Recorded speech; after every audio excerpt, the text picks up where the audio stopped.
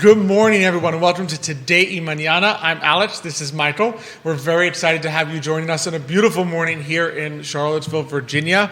We have a great show lined up for you. We're going to be joined shortly by Leanne Clement, the General Director, and Bridgid Eversole, Education Director at Charlottesville Opera, followed by Michael Slon, Conductor, and Christine Fairfield, Executive Director for the Oratorio Society of Virginia. So it's a great show lined up, some fantastic music, two of our favorite organizations here in Charlottesville. So we're very excited to have you join us for that. Michael. Yeah. Good to have you on with me. Thank you. I'm glad I'm finally here on this show. Exactly. You know, with these guests. show. Exactly, Yes, the music exactly. show. I know. I'm not as musically, intelligent as Nick is. You know, Nick will always ask these specific questions about music, but hopefully. But at least now we won't have any spoilers. And it's always like, so, how are you going to do the scene where this person dies in the third act? Did he really do that? He did. Yeah, I think once he did. He slipped. And we're like, Nick. Can't stand him. You know, that's why we left him off this time, to be honest. Exactly. We don't want any spoilers. No spoilers This time around. But it's going to be a fantastic show. Of course, love being here on the I Love CVille Network set. A couple of the big shout-outs, of course. Thank you to our presenter, Emergent Financial Services, and to our amazing partners, Craddock Serious Insurance, Matthias, Realty, Forward, Adelante. Thank you, of course, our fantastic guests for watching. Be sure to send us any questions, comments you may have. I think we've already got some people tuning in. Bill McChesney already tuning in. Thank you so much for joining us. I think we got a couple more here. That Edward Herring, thanks so much for tuning in and liking it. Nicholas Urpí, of course. Oh, you hear those bad-mouthing us?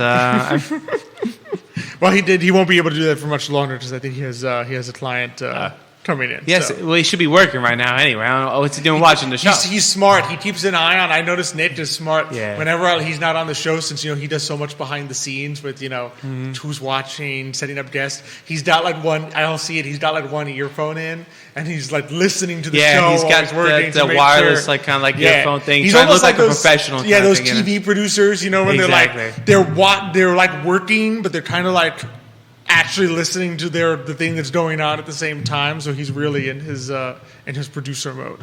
So, and I mean, big shout out to him. Of course, he's the one that helps get all this set up.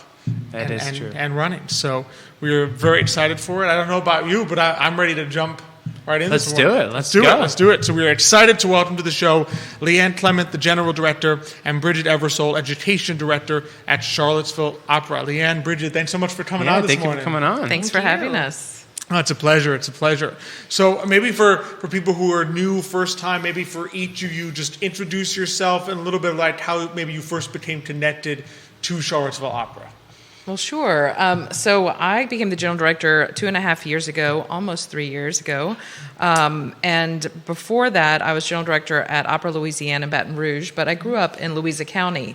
And so when this opportunity came up, it was just a perfect fit for me to get to come back to the place where I grew up and to be closer to my family and to work for this company who has been here for 47 years. And it just has such a strong place in the opera world, and it's a real honor to be able to lead the company.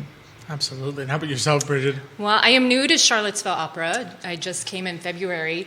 Congratulations. Yes, Thank welcome. you. It's very exciting.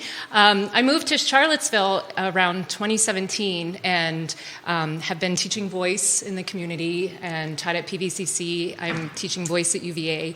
And Leanne and I had lunch a couple of years ago and hit it off and had a lot of the same philosophies on opera and education and all of that stuff. So last spring I was able to do some of the outreach events with the Boys and Girls Club, which was a lot of fun. Yes. And then it just worked out that I was able to start this position as the education director. That's fantastic. So tell us a little bit about the education programs. I know we've talked in the past, obviously, about the shows and the Emerging Artist Program, but tell us a little bit about what the education program is at Charlottesville Opera. So we are kind of growing the education program, figuring out what we can do in all aspects, getting out to the Charlottesville community. As I said, we did the Boys and Girls Club in the spring. Kids Fest is a big thing that we have in the summers. Lots of wonderful programs that you can check out on the Charlottesville Opera website. But one upcoming event that we're very excited about is a program at the Paramount in conjunction with the Paramount on April 23rd for students in grades 3 through 7 for all of the surrounding schools. It's a free event, and basically we built this program from scratch, and it's all about finding your voice, whether that's your singing voice or whether you're into stage managing or directing or conducting or anything, lighting design. And so really taking a journey with the singers and all of the other different aspects of opera, and letting the students see how many wonderful things there are to do in opera. Even if you're not a singer, there's so many other things, and just helping them to find their own voice, which is going to be exciting. So I'm actually curious. So someone who doesn't know anything about singing and like voice and stuff like that, what's a good age for children, or if parents have the children that they think they have a good voice? Like, what's a good age for them to start actually taking like vocal lessons and working like on building up their diaphragm or something or another? Whatever like, building up muscle their is voice. Yeah, whatever muscles are associated with voice. Well, I always say when you have somebody who's a young child coming in, I encourage parents to get them in piano or violin or some instrument like that, and then find a children's choir. And we've got lots of really wonderful children's choir in town. And then usually it's around middle school into high school where it's an appropriate time to start having the formal voice lessons. Formal training, absolutely. Yeah. So for the event, I'm curious on the 23rd, I believe you said. Will it be like a combination of some songs to try to get the children interested, but also like little education snippets? What can like people expect to like for the kids? You'll get a little bit of all of that. I mean, what we've, as Bridgid said, we've kind of created this to show not only great opera and great music and to demonstrate that, but also to have people who are creating that music talk as well. So throughout the show, we'll have different artists as well as our stage team, our crew, talk about how they found their own voice in little segments, just to give kids an inspiration. Because what I've found is that unless kids can really make a connection with an individual, it's hard to say, oh, look at this big production, where could I fit into it? But if you see someone on stage who looks like you, who you can identify with, who you think, oh, that could be me in the future, then it's believable, and we're hoping that the kids will get inspired by that. And I think it makes perfect sense. Sometimes I think opera, if they only just saw the final performance, it would look daunting, because you see these people who clearly on stage, opera singers, you have a presence, the voices are projecting, there's all this music, the sets, I mean, particularly Charlottesville Opera, the sets are beautiful, and you would sit there and say, oh man, it's such a high-end production, how could I ever enter into that world, because these people are so talented, they're so good at what they do. But to kind of show them, I mean, like, you're normal people. It's not that, you know what I mean? Like, you can, with time and training and talent, obviously it's not that there's no talent, but there's a lot of things that go into it, and there's a place where you can kind of work your way and fit into that world, even though the final product just looks so impressive. There are real people that behind the scenes that actually make that happen. That's right. And as we wrote the script, we tried to write in real issues that singers face, issues that lighting designers come up against. And so throughout the show, kids get to watch us kind of deal with those issues. And then the individuals talk about how they deal with it, how they deal with stage fright, how they deal with something that's complex, like the Paramount Theater, which is not built for opera, but it's a beautiful space. And so how do we make that work with projections and things of that sort? So it's really it allows people to talk openly about challenges in the opera world, but also to see that opera singers and people who create opera are real people too. And it's for everyone. It's for all of us. Oh, absolutely. Right. I mean, after that, I would learn. I mean, I remember when Nick went to one of the like dress rehearsals to do his little review. Yes. And he said one of the things that struck him most was that, you go to a final performance of an opera and everything just goes seamlessly. And you're like, oh man, how do they just like come out the way? And he said he was shocked, because in the dress rehearsal, the director, this was I think for last year's musical for Guys and Dolls. The director would be like, "Stop, move that lamp this way, put that there," and he realized even to the last minute, in essence, right? You're making this tweak, you're making that change, you're working on this. So it just what goes on behind the scenes are really kind of just simple things. It's problem solving. It's challenges that you face. Everybody at work, faces. Okay, I have to deal with this. I have to fix this.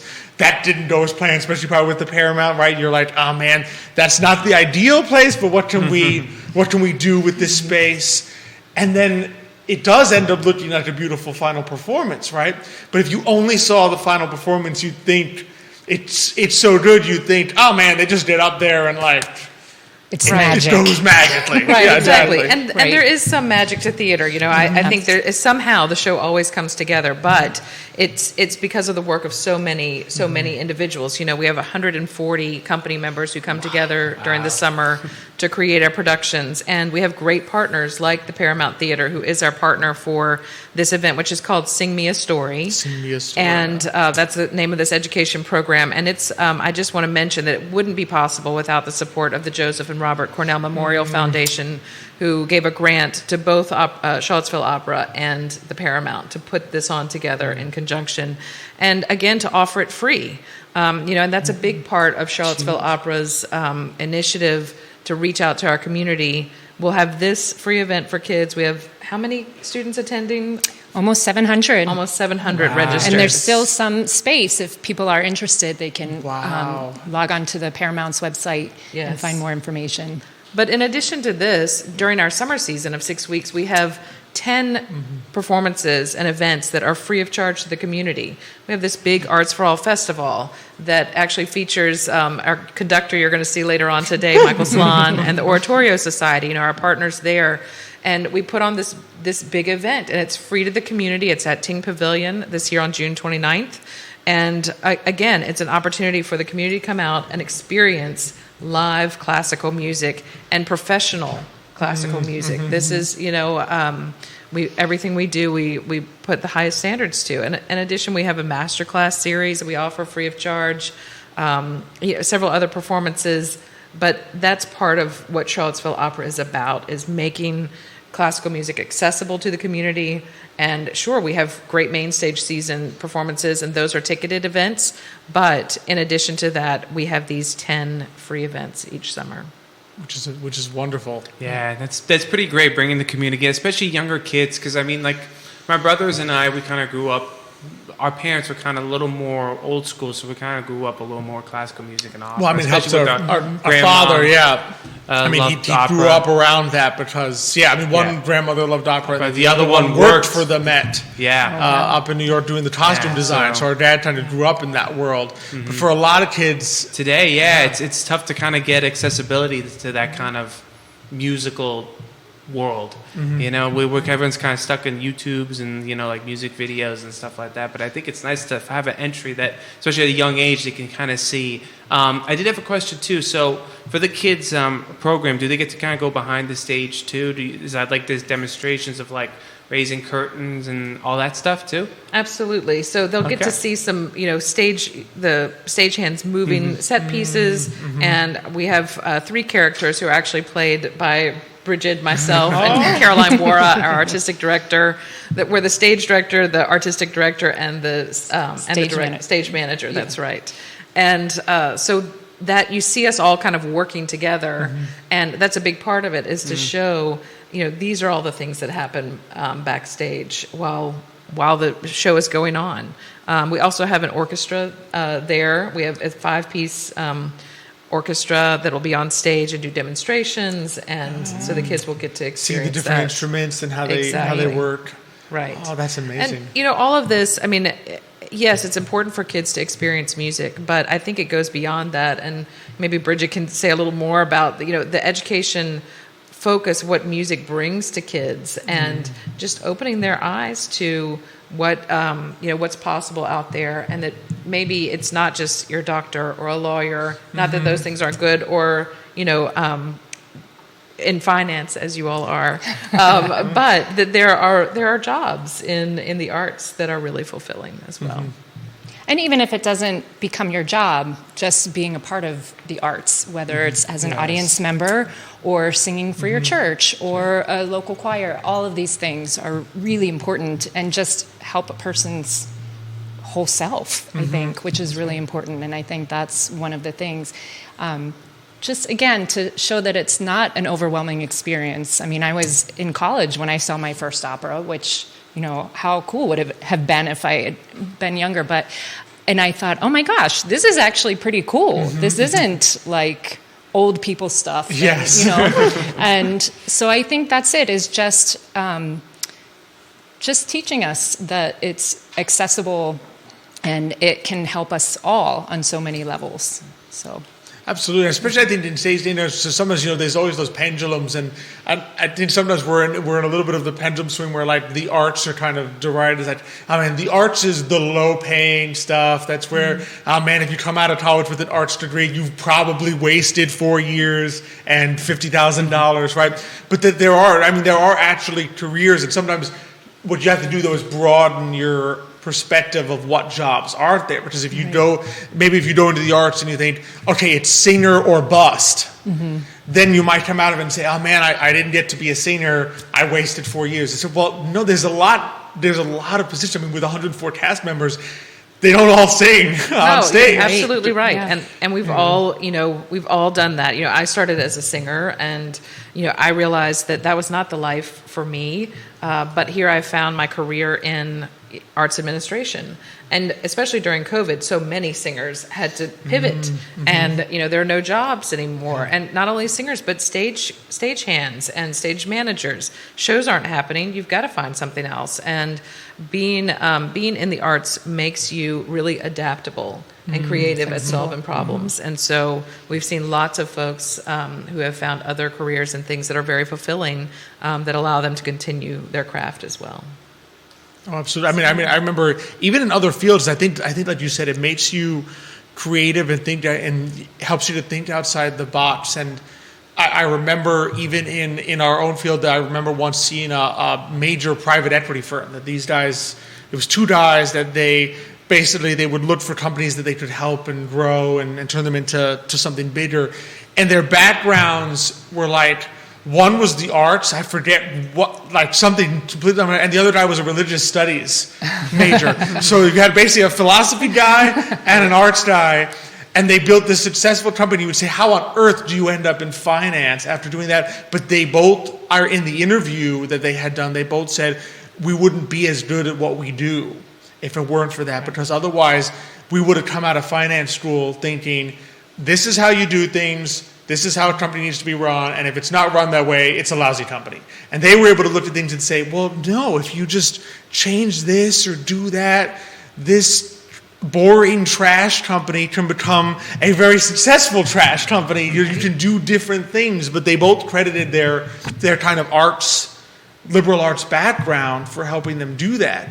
And it just broadens your perspective in so many ways, because you're using that other part of your brain, but you're even in an arts field, you're facing, all right, here's a problem, how do I solve it? Right.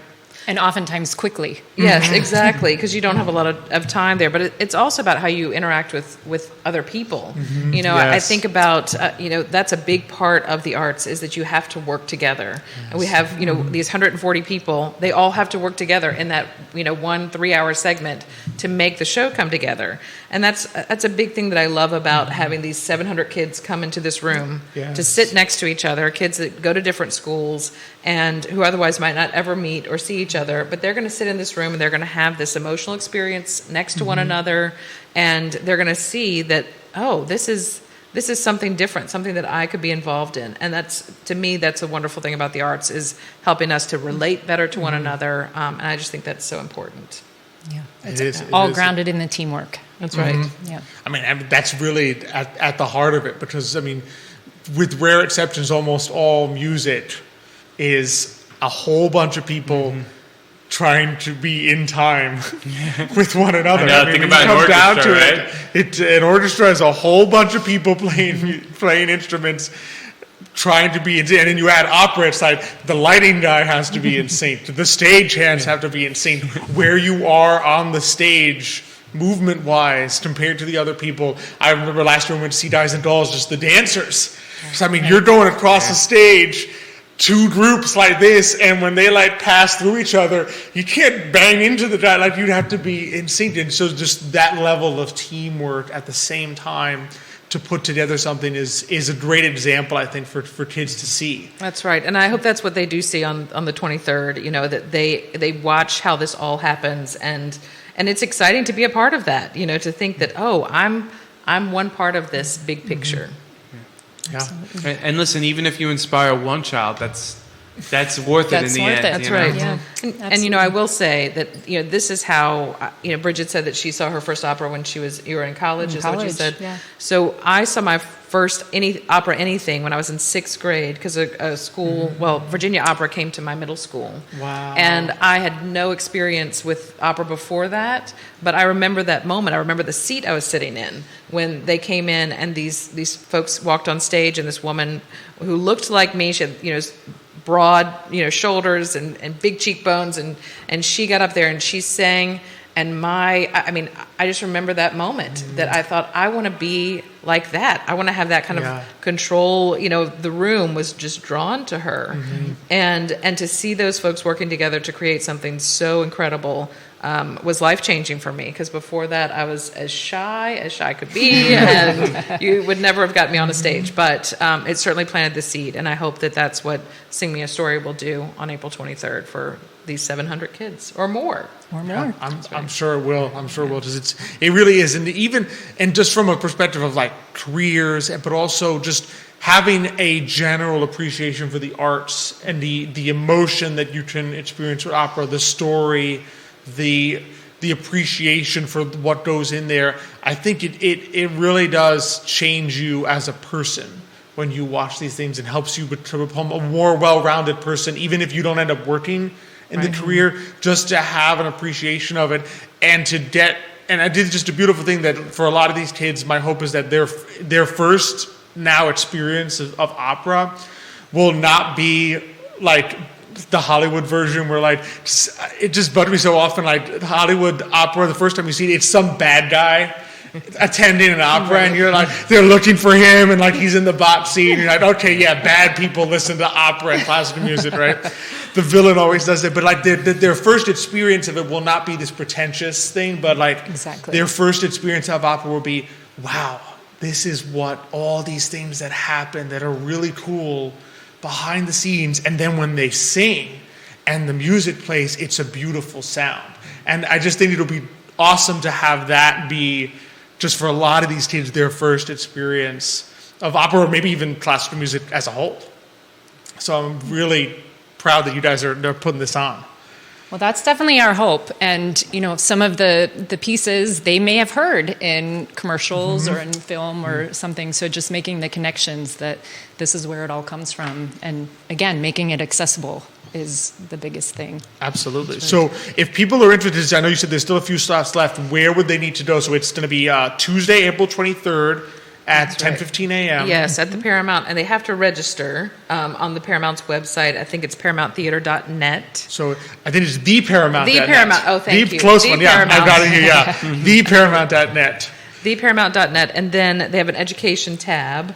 And under that, there's a spot for them to register. There's a spot for them to register. There's also a study guide that they can take a look at beforehand. There's some activities for them, giving them some explanations of what they'll see. And I think it's going to be a really fun day for them. So definitely. Well, 700 kids is going to be a packed house. It's going to be a little crazy. We're excited. It's going to be a lot of fun. We have talk about energy in the room. There will be energy. Absolutely. So that one is on April 23rd, and then June 29th, people can look forward to this year's festival, which is another free event at Teen Pavilion. That's right. And that, as I mentioned, will be with the Oratorio Society and the Charlottesville Ballet as our partners. We'll also have tent partners that will be there to have activities for kids from 5 to 7. 7 o'clock is our concert with conductor Michael Slon, who you all are going to talk with next. And then our season this year, we have The Music Man, and that is June 21st through 23rd at the Paramount, and then The Elixir of Love, which is July 12th and 14th. And both of these are super family-friendly shows. Oh, yes. Elixir of Love is one of my favorite Italian operas because it's so lush, full of chorus music. It is, and it's all about red wine. So there's, there's nothing wrong What's with not that. to love? I would say it is one of my favorites as well. There's a song. It has one of my favorite all-time opera songs, which is the one that I'm not going to try to hum it because I do a terrible job. Nick You will can tell sing me it, I'm out of Alex. tune. Go ahead. Yeah, it's the one that the con man sings. Oh, Duca while Mara. he's when he's trying to sell them the elixir Yes. of love, and two definitely family-friendly, lighthearted. Yes. But both about con men. What was that? Yes. Was that a theme that was going? There might have been a theme. I mean, a little bit unintentional, but it is definitely a theme. And actually, as far as education goes, we're going to have a lecture on April 24th with Ollie at UVA, and that's a free also event for folks to sign up, and that's on our website where people can come and hear. I'm going to talk a little bit about the con man in both The Elixir of Love and Music Man. And because I know we're having you back on before those come to talk. Yep. Nick will probably get himself onto Yeah. that show to talk He'll about sneak in the studio. the two if he has to. performances upcoming this year. So before we let you both go, if people want to find out more, so theparamount.net is the place to go to register. And you're exactly right. Yeah, you find arts education, you find this Sing Me a Story, and you click this nice big button that says groups under 150 register here. And so that's pretty much everyone will be under 150. And then where can people find out more for the rest of the season? At charlottesvilleopera.org. And you'll see there, we have Bridgid's contact is there also, and she'll be with us, going forward through the summer. So we're excited to have her continuing our education program and as our education director. And she's just it's a real benefit to have her here with us in Charlottesville. That's wonderful. Yeah. Yeah. No, we're glad to have you on board, and really just appreciate what you guys are doing to not just bring great opera to Charlottesville, but bring great opera to a new generation of kids in an accessible way. So thanks so much for thank you both. for doing it. Thank you so Thank much for you. coming on. Thank you. Thanks for having us. Appreciate it, and we'll look forward till next time. Exactly. Okay. All righty. So as we go ahead and pull a little swap-a-roo here. Yeah, no, it's going to be It's a great great making season. opera and just like you were talking about, everything that happens behind the scenes more accessible to younger kids. Absolutely. Because as older people probably can figure out exactly what goes on behind the scenes. Even though, to be honest, I probably actually don't even know what goes on behind the scenes. There is still the magic of the stage. Exactly. Yeah. I mean, to be honest, I was kind of like wondering whether I could sneak into that thing. Put my name as like a 70. Should you pretend to be in Yeah, seventh exactly. grade? I want to see how, like behind the scenes and the stage and all that. Absolutely. We've got some more people tuning in. Treyanne Chist, thanks so much for watching this morning. Michaela Hatfield, thanks for tuning in. Montaigne Camphor, thanks for tuning in this morning. Appreciate everyone who's watching the show this morning and sending us your thumbs up, your likes, and your questions and comments. So really, really appreciate everyone tuning in. And from one set of great guests to another, we're excited to welcome back to the show Michael Slon, the conductor, and Christine Fairfield, executive director for the Oratorio Society of Virginia. Michael, Christine, thanks so much for coming back on this morning. Thank you. Thanks for having us, as always. No, it's always a pleasure, always a pleasure. So last time I think we had you on, it was pre-Christmas. Has it been that long? It's been that long. It's been that long. So the Christmas concert was beautiful, I have to say. It was just stupendous. To hear all those voices sing some really familiar tunes in expected and unexpected ways. I did really enjoy. You had told me I would enjoy the song of the Sugar Plum Fairy, Dance of the Sugar Plum Fairy, and that was very good to hear that sung. What else has Oratorio Society been up to since we last had you on? Well, first, go ahead, Christy. I was just saying thank you for coming. Always great to have you, always a joy. your family Absolutely. in the audience. Yeah. Yes. What have we been doing? We gave another concert in March, Together in Song, our annual community benefit event, and also a community choral workshop. Yes. And we had over 70 choral workshop participants. And so for the second half of that concert, there were 160 some 100, voices yeah. on stage. On stage. And this ranged from like maybe high schoolers or even a middle yeah, we had schooler some middle school up students. to retirees. Oh my God. Yeah, it was fantastic. Yeah. And we were really delighted to have a youth chorus join us for part of that as well. It's a new ensemble that Will Cook began specifically with no financial barrier so any teen interested in learning more, experiencing more choral music can participate. Right, so it's called Voces Lete. It's called Voces Lete, yeah. Just later.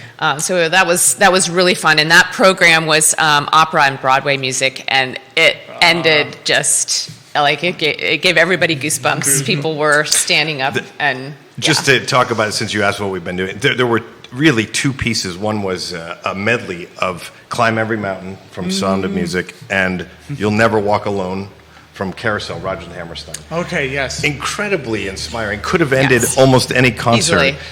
And then, but we actually ended with One Day More from Les Mis, which some of your listeners may recall. Incredibly inspiring music. And so it was a lot of fun to do that program. yeah. And it also benefited the Boys and Girls Club, right? Indeed, it Of did. the Another great organization. See, Yes. that's one of the things I love because I mean we've had so many like wonderful organizations in Charlottesville. And it's amazing how many are always working Yeah. with each other, collaborating, benefiting a third organization. As it just shows with your previous guest, I mean, Leanne and Bridgid, Leanne and the two of us and several groups have been collaborating now for several years with the opera, which is tremendous. So. Absolutely. So it's a beautiful thing. I just love that kind of the great work together, and we of course we as the audience get to benefit from it. Yeah. Every time. So before we get to a certain major performance in May, Don't rush, Alex. Don't I'm rush. not going to rush Don't there. rush it. There's a couple things, exciting things coming up very soon. Tell us first. I think it's tomorrow. Is speaking of collaboration between the UVA Chamber Singers and the Center for Politics. So tell us a little bit about that. What's that collaboration? So yeah, thanks, Alex. So as your listeners will know, I'm also the director of choral music at University of Virginia, and so our two groups, Chamber Singers and University Singers, our curricular courses, both have big concerts coming up tomorrow. I'm excited to say that we have this collaboration with Larry Sabato and the Center for Politics, which is celebrating its 25th anniversary at UVA. And I think Larry is celebrating his 50th anniversary here. Wow. And he and I had run into each other. I was walking to Boda's one day, right by UVA on the corner. And it was in the summer, it was quiet. We started to chat a couple years ago. And we came up with this idea, what if you did a concert of campaign songs across the era? I mean, from George Washington forward.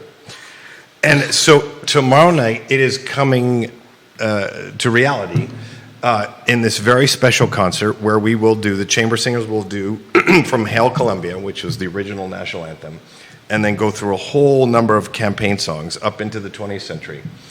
And the Center for Politics, because it has tremendous connection to a lot of major figures, has brought in, for example, Martin Luther King III, Martin Luther King's son, who will introduce one of the selections. And there are other political celebrities that will be around this weekend. So it's quite exciting. That's Wow. amazing. That's I a didn't major even realize event. Major, Yeah. And just a special thing is I didn't realize we actually still had, like, we knew what campaign songs. Well, So, you know, from it's the past, interesting because based on a period when people, I was just talking to Daily Progress about this, when people would sing because they didn't have recordings, excuse me, they would make the music themselves. So in the 19th century, we have more kind of homegrown campaign songs. Now what tends to happen is that a candidate will borrow a song that's a popular song. Yes. That happens more often. That certainly happened in the past. But so we don't go actually past the 1970s in this. Which makes in sense, this since they concert. probably haven't Right. written that many. Right. Yeah, most people now borrow.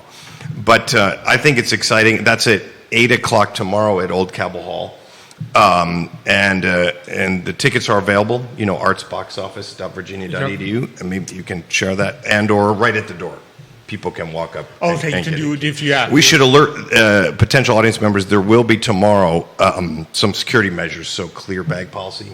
Oh, okay, yeah. So basically, pretend as though you're going to a game. UVA sports Like game. it's a sports event. So be prepared for that. And so that was tomorrow. Tomorrow, at 8 p.m. Friday, April 5th, yeah. at Old Cowbun. Yep, you're absolutely right. Music.virginia.edu.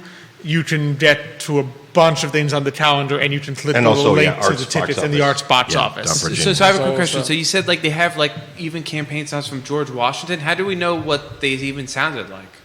Well, because the music is written down, fortunately. Oh. Yeah, yeah.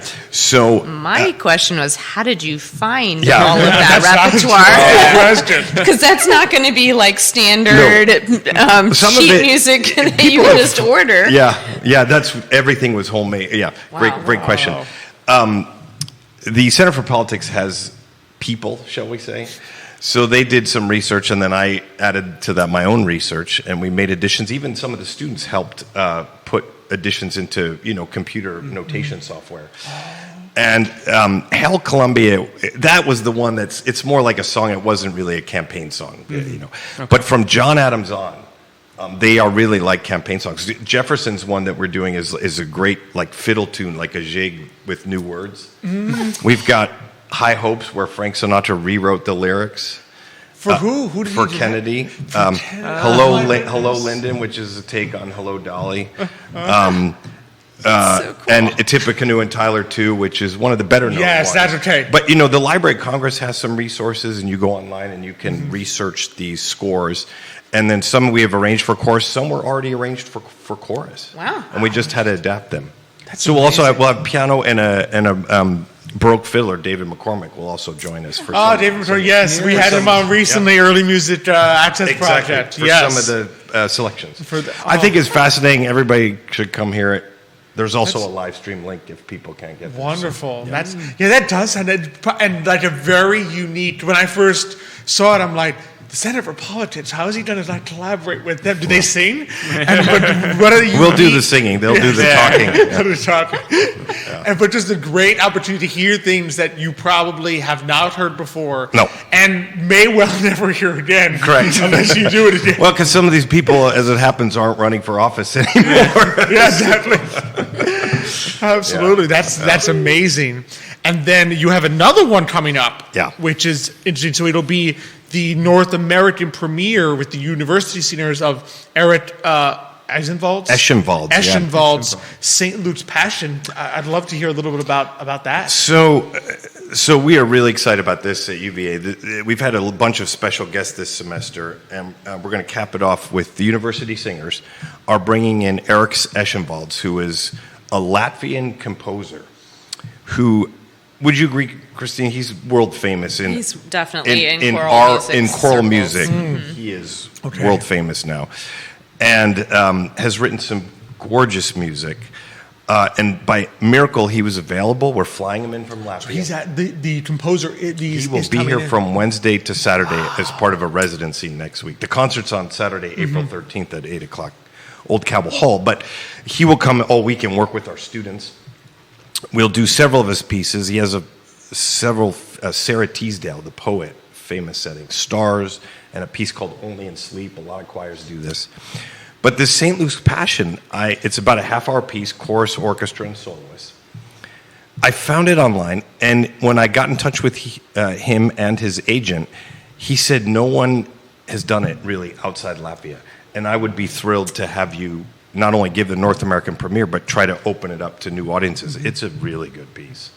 So we'll be doing that for the first time outside of Latvia next week. And you said it's called St. Luke's Passion? Yeah, the Passion according to St. Luke. Okay, all right. So they basically sing that portion of the Bible? So you'll know there's historic kind of passion settings, most famously Bach, right, St. Matthew and St. John. And those are very long and literal. This is much shorter, right? In a half hour, you're not going to probably be able to set the whole passion story. What he did is he took several segments of that story, and he actually interpolates other material, including a gorgeous poem by Christina Rossetti about the prodigal son story. And he interpolates that with the passion, the crucifixion story, such that I think in a way he sets up, there's that aspect of the two thieves on the crosses beside Jesus. And he, in a way, it's almost like a prodigal son story connects to Yes. that. And he literally sends a solo singer away from the group, out of the auditorium, like the prodigal son. He sings, "I want my inheritance," he leaves. And then at the end of the piece, on this beautiful Rossetti text, which starts, "Does that lamp still burn in my Father's house?" He brings the soloist back. Oh, It's powerful. that's So I hope beautiful. people can join us to experience this music. Absolutely, and just I have to say, what a gift that we're able to just enjoy these things, just because. I mean, how often do you live in a place where you experience? I mean, essentially a world premiere, not including the composer's home country, That's right. of a piece Yeah. of this magnitude, Yeah. which is just such a blessing and so amazing. Yeah. So that will be April 13th. That's right, Saturday at 8 p.m. at Old Cabell, and all the same sites will work. Okay, perfect. Artsboxoffice.virginia.edu. Wonderful. So thanks so much, for taking a minute to talk Oh, about of course. And that's if you're a UVA student, that one is also, you might be a little short to get your free ticket for the one you're still 24 Got hours you. in advance. You still have time for tomorrow, too. If you're a student. Free yeah. UVA student ticket reserved 24 hours in advance, so you still have like 7 hours to pull that off. And then you have plenty of time, if you're a UVA student, to get a free ticket for that one. And then the general audience, I mean, for $15. It always amazes me Exactly. how UVA pulls that off. I But guess for we should raise prices. But because the you can idea enjoy is, a world no, premiere. the idea is to make make it it accessible. accessible Yeah. to the public. which is a beautiful thing. So be sure to check both of those out. Again, like Michael said, UVA Arts box office always has the full calendar. Music.virginia.edu will also have some of these listed on its calendar of events. So be sure to check both of those out. And then Michael has. Wow, no, I mean, really, I was going to ask the question, but I know Go you for want it, to go ask for it. it. No, go for it. No, you do it. You do it. I Okay, insist. we want to know what's coming in May. Wow. Yeah, that's We why know, but we want Christine's here everyone too, to so know. this is Oratorio's side. I've talked for a minute. I'm going to let Christine talk for a Christine, minute. what do we look forward to? Yeah, and then I'll jump in. But Well, something really special that we've been working on behind the scenes since the fall even. We got some of the music for this already to our chorus members and started rehearsing as early as September. So we are celebrating nearly to the day the 200th anniversary of the premiere of Beethoven's Ninth Symphony in Vienna. So May 7th, 1824, in Vienna, Beethoven's Ninth was first performed for an audience, and it blew people away because that never before had a chorus been part of a symphonic work. And unfortunately, we don't have time on our program to do the whole symphony, but we are doing that final movement. That is, of course, probably one of the most popular parts of that work, with some incredible vocal soloists and an orchestra, of course. And we have 2 opportunities for our audience members to hear this concert. One will be Friday, May 10th at Grisham Hall, which is the fairly new and really wonderfully acoustic space at St. Anne's Belfield School on Ivy Road. So that's Friday night, May 10th at 7:30, and then we will give it a second time at Old Cabell Hall at UVA on Sunday, May 12th at 3:30. So in addition to the final choral movement of Beethoven's Ninth, we're also going to perform, our orchestra will, an overture, Beethoven overture. Yeah, and Michael can talk about that a little more. And then the choral fantasy, which is for chorus and orchestra and a phenomenal piano soloist. Is that a Beethoven work as well? That is also a bit. It's all Beethoven. That one is new to me. The whole concert is Beethoven. Nick is probably saying for shame, but that one is new to me. no, you're going to love it, and here's why. It's a great pairing because it is like a mini version of the Ninth Symphony. Way before he wrote the Ninth. So he has this piece. His piano starts out, it's like a concerto. The orchestra comes in. Very virtuosic. And then toward the end of the piece, the chorus comes in a very joyful tune that sounds like a prefiguring of the Ode to Joy. Like his in the Ninth early Symphony. formulation It's an early in his version. mind. Right. Oh, amazing! And what will be the overture? Or have So you're right. That, the significance of that, we're going to play the Consecration of the House Overture, which was played the same day the 9th premiered, that date of May 7th. There's also that Mehr Stille, beautiful short piece about calm seas and prosperous voyage. I was excited. You know, when I thought of this back last year when we were coming up with our programs a year ago, and I looked at the calendar and I thought, wow, we could do it almost to the day, 200th anniversary.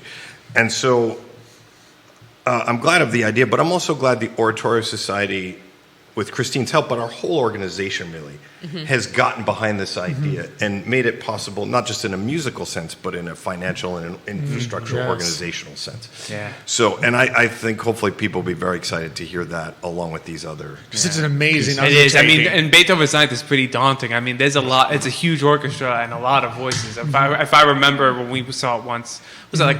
Well, I almost a remember when decade we ago? had seen it. It was so big that I remember when Charlottesville Symphony did it several years ago. They had both of them at the MLK Junior Performing Arts And Center. the reason was because we had, I prepared 2 courses for my colleague Kate Tamarkin on that one, the University Singers and the Oratorio Society, and there was no way to fit All of them 160 singers in Old Cabell Hall. Oh, travel. Yeah. And So- it's going to be snug. I was about with to our say, 90 with your singers 90. and 40 and 40 plus orchestra That'll be snug. and soloists, but As it always is. it'll be really fantastic. And tickets are on sale for both the May 10th and May 12th. We are also offering a live stream option only for the Friday night at Stab. Where are the tickets? So tickets on our website, or you can get links to the places where you can get those tickets on our website, oratoriosociety.org. And yeah, that'll just take you. There's a link on the homepage and our performance Nice tab. big performances tab, Straight and then when you to- scroll down, to the boom, event. tickets available, and Right click there. the- Yep. and click the link. So I'm curious, what Christine, from a maybe you can talk about just from the singers and technical perspective, and then Michael maybe a little from the musical perspective. What goes into preparing for a piece of this size, even just the one movement is Well, big. probably one of the more challenging elements is that we're doing all of the choral music will be in the original German. So there's a lot of diction coaching involved, and resources that we share with our singers. And Beethoven, as many people know, became deaf during his lifetime and continued to compose. And one of probably the major criticisms of his compositional style, especially when he was still living, was that his writing for the voice was sometimes considered a little bit outside of The the actual- normal average vocal capabilities. So it's very high for all of the parts. It remains high. And so a lot of what we are being coached wonderfully by our fabulous maestro is how to warm up that sound, how to make it keep the stamina through the whole concert program, because it is a bit taxing. Yeah, so it's a for the physical singers. as well It's as very a mental physical. challenge. Yes, yeah. Oh, wow. But it's coming together really Athletic, nicely. almost. Yeah, the rehearsals are sounding Exciting, really great. yeah. It's very exciting. Yeah. I did not know that. I guess being a listener, I wouldn't know Yeah. what is, outside the normal range. Although that is such a classic. You would like to ascribe it to his becoming deaf, but it kind of fits in with the personality of Beethoven as well. It's like, they can do it. They can pull this off. I think you're right, Alex. I think that's actually very insightful, because Christine's 100% right about the challenges. What we should know, if it's all right if we talk music in depth here for a absolutely. minute, Beethoven is really pushing the orchestra and the chorus. There is hard writing for the orchestra in that symphony. And then there's no question that he writes the chorus in a high tessitura at times for length of time. He also achieves some extraordinary effects that have kind of become eternal in the world of art. And I think you might be right. Chorus members at the premiere or around the premiere asked him to change the parts. So there was And he refused. And I think you're right. If he could hear them better, I'm not sure he would have changed the note, because I think his vision was clear and he did what he wanted to do. And while you can quibble with that a little, I think there's a couple things to remember when we talk about the ninth in a rather serious way, actually. One is, here is a man who was deaf, basically, who was, to your point, he was a bit of a curmudgeon and, perhaps a bit antisocial and various other things. There's theories why. And yet he created this piece. He put in the time and the effort without being able to hear it to get on paper this extraordinary work of art. That in itself seems like a miracle. Yes. On top of that, it has become culturally, he saw something ahead of his time maybe.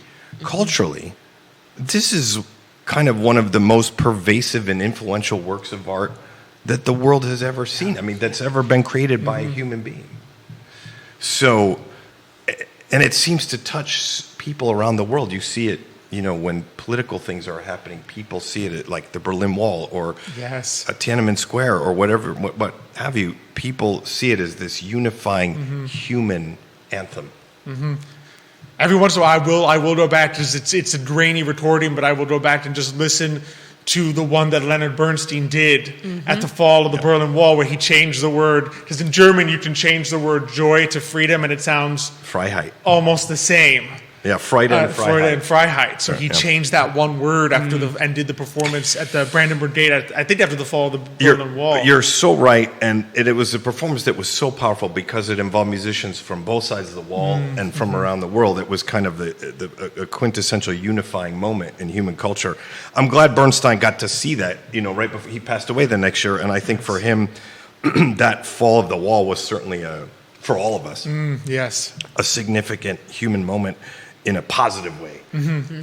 We have plenty of negative, but that was very And positive. the last, I think for him too, probably the last culmination of the end of World War II, because it just, the existence of that separation kind of perpetuated so much there.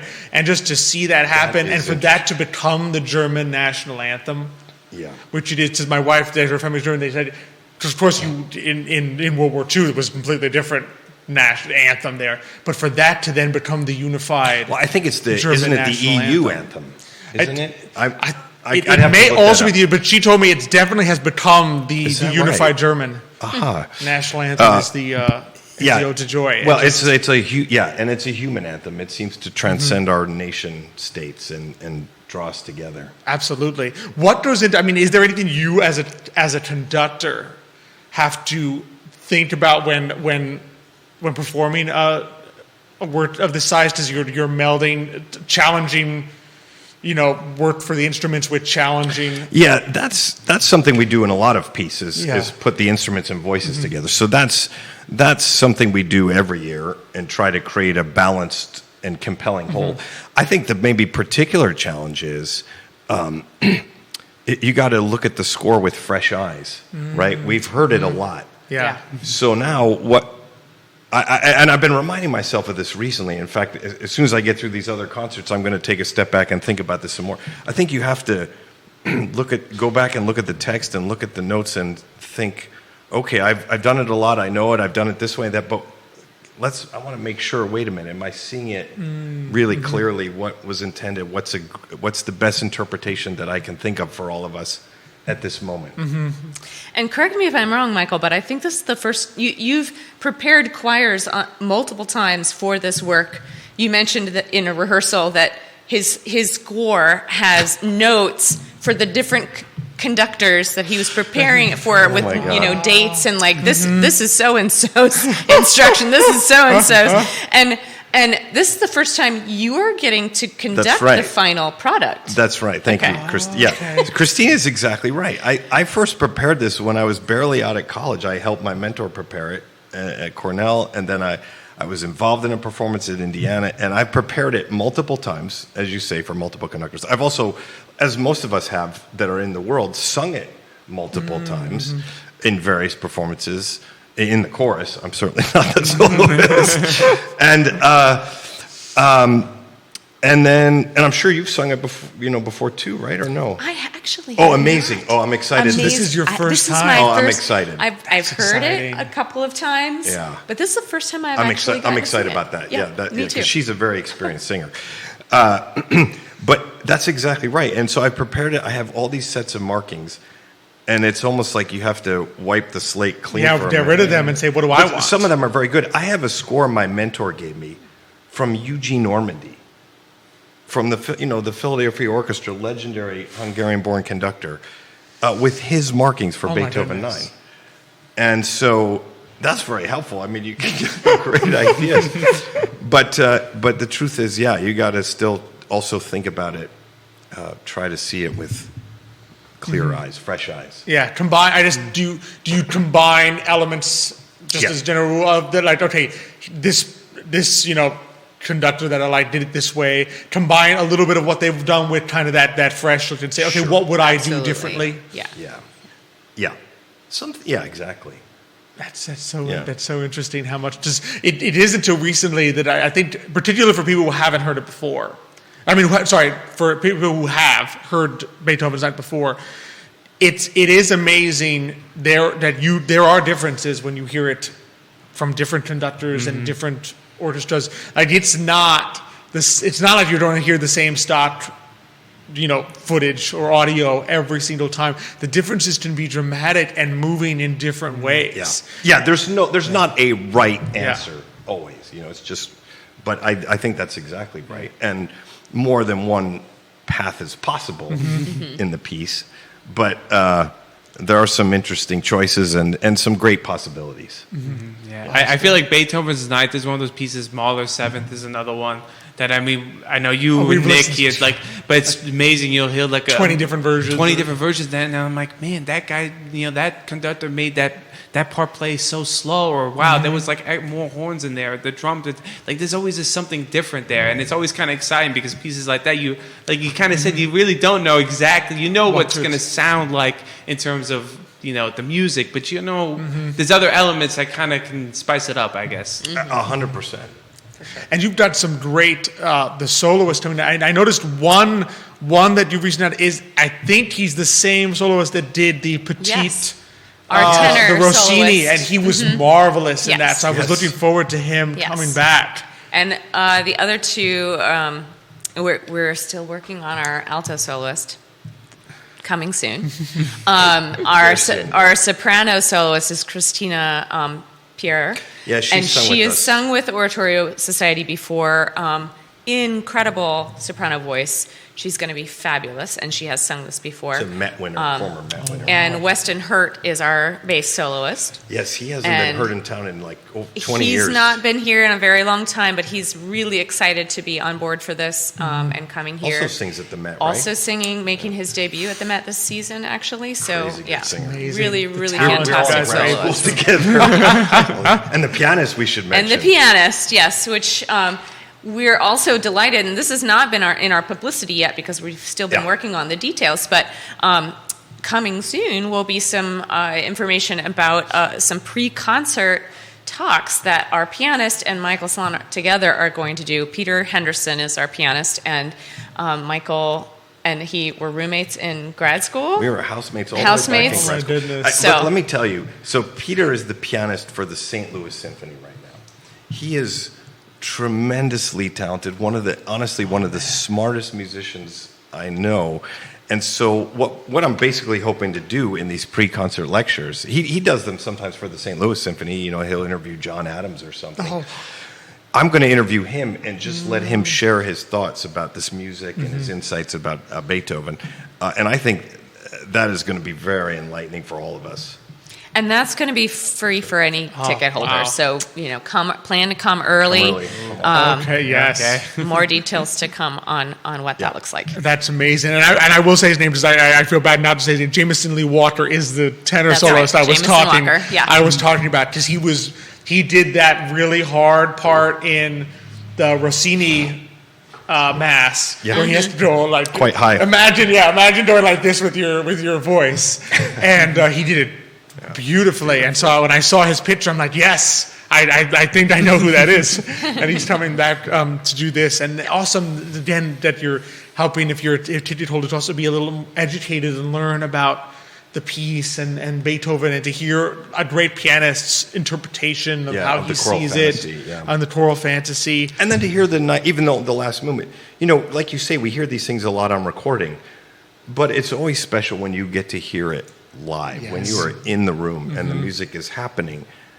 And maybe not perfect like it is on a CD, right? You don't have the editing capability, but it's there live. That's a very inspiring, powerful, the energy and the feeling experience. Yeah, they can do it, and just tied to the history of it. I can't imagine we'll be the only one kind of imagining. Oh man, do we have to dress like we were in 18? No, candles only, please.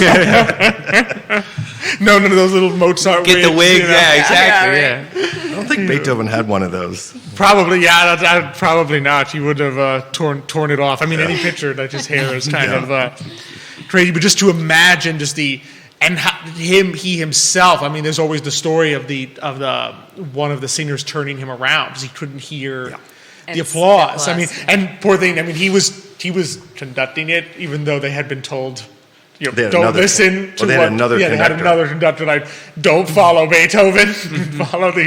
But he must have, because you can feel music. You can feel live music, even if you can't hear it. There is something everybody should go look up.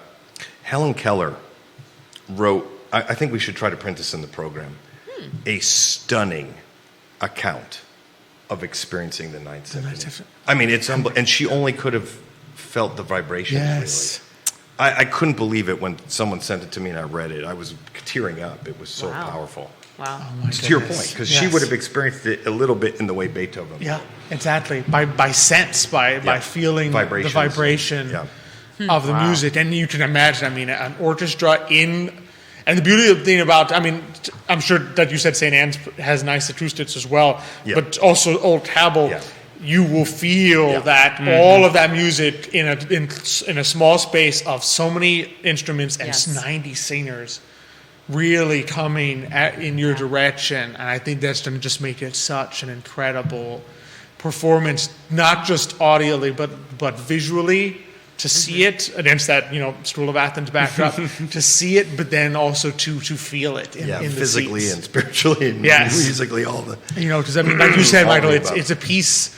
It's a piece that changed. I mean, some historians date the switch from classical to romantic period. They put that date as Beethoven's Ninth premiering, and they say that's when it started, and just the people that were influenced by it, and the world was never quite the same afterwards. Yeah, that's true.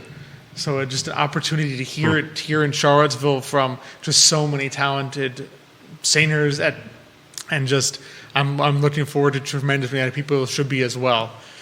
So I know our audience is. So remind us one more time, Christine, where do people need to go to get tickets? I don't think you want to wait very long. Yeah, tickets are selling steadily every day, and we have what's today? Yeah, it's more than a month before this concert. So get your tickets; they're selling. Please go to oratoriosociety.org, and you will find everything you need to know there. Very easy to do, and it'll take you. And then, when you click it, it takes you to a place where you can very easily just click which performance you want, and go from there. So, really would encourage people to not lose time in doing that. And then, as a quick recap, don't forget tomorrow night at 8 p.m. is the collaboration campaign songs with UVA Center for Politics, and then next Saturday at 8 p.m. the premiere of Eric Eschenwald's Passion of St. Right, Luke. with University Singers. With University Singers. So you can find both of those at UVA Arts Box office. So Michael, Christine, I mean, I always love so much when you both come on. It's such a joy. I really appreciate it. I know Michael was happy to be here. Great to have you. I know. I felt like in awe. I was just sitting here quiet, just listening to Christine and Michael talk. I'm like, wow. We really do appreciate you coming on and kind of sharing with us what goes on behind the scenes. I think it's important for people to know, like you go to these performances or you buy tickets, to know what people are thinking, how it comes about, because it's so much work that goes into not it. Just that too. Also, it feels like sometimes too. It's also a little more than music. It's like the passion that people have about what's being played, and Michael talking about mention the Helen Keller thing now. It's like the spiritual, emotional feeling that you will get listening to these pieces. You don't get it listening to an earphone. And I know, we go to the symphony all the time. It's like you can get the best earphones you want. It's not the same experience. You're there. The music hits you, I'm a big drums guy. You hear the timpanis playing, you're kind of vibrating, you hear it, the piano going. It's like, wow, it's a memorable experience. So I encourage everybody to kind of just, push yourself, go out there, and listen to this. This is a once-in-a-decade opportunity. Yeah, so it really is. Right. Be sure to take, you don't get Beethoven's Ninth in Charlottesville Every day. every year. So take advantage of it while it's here, and while these great people at Oratorio Society are putting it on. Well, thank you both so much for coming. Really Thank you guys. appreciate it. Enjoy. Yeah. Looking forward to it. Looking forward to all the big events Forward to it. coming up. We'll see you And there. be sure to check out oratoriosociety.org for your tickets. Well, this has been a great show. Yeah, it really has been. Really appreciated it. Thanks for coming on with me. No, thanks for having me, Super Alex. enjoyable. Thanks for Nick for taking the back seat tonight. He sacrificed. He He sacrificed. sacrificed. He sacrificed. Next week, we'll have some more great guests. We'll have Jody Mills from Boella Southwest Mountain Vineyards, and then Matthias Yohn for our monthly meetup with Matthias will be coming on. We'll talk things to do in Charlottesville, restaurants to see. I think Southwest Mountain Vineyards is a new winery, isn't it? I believe so. I Yes. believe so. And I've heard they have a very beautiful location. Out so I'm in looking- Keswick? Is that the one in Keswick? I think it's near Keswick area. So we're Yes. looking forward to having them on, kind of hearing about their venture there. Be sure to send us any comments or questions about people that you would like to have. A couple thank yous, of course. Kevin Higgins, thanks for watching the show this morning. Olivia Branch, thanks for watching the show this morning. Nick says Michael is correct. It is the EU anthem as well. No, not me. Michael. said. Yeah, that Michael. Oh, you pointed at me. I wasn't sure. No, it was just a pen. I wanna take that. No. This Michael is correct that it is the EU national anthem is Beethoven's Nine. So Nick was watching the show as well. So thank you for tuning in. Judy-Ann Watcher-Smith says she's tuning in. So I appreciate that. Thank you so much for coming in there. Really appreciate everyone who tuned in today. So. Oh, and I feel bad. I missed a comment from Kevin Higgins who said, "Do you think there's another Luciano Pavarotti out there?" I'm not sure if that's in reference to the guy who belted out in the Christmas concert. There was someone in the talking about Jameson the tenor. or maybe Jameson the tenor. So not sure what it was reference to. Well. Sorry, I missed that, Kevin. But maybe That's a special singer, Luciano. maybe. We might have to wait a little for that one. Yeah. So definitely appreciate everyone who tuned in today. Thank you all. We look forward to seeing you all next week. Thank you to Judah behind the camera, making us all look good, keeping it going.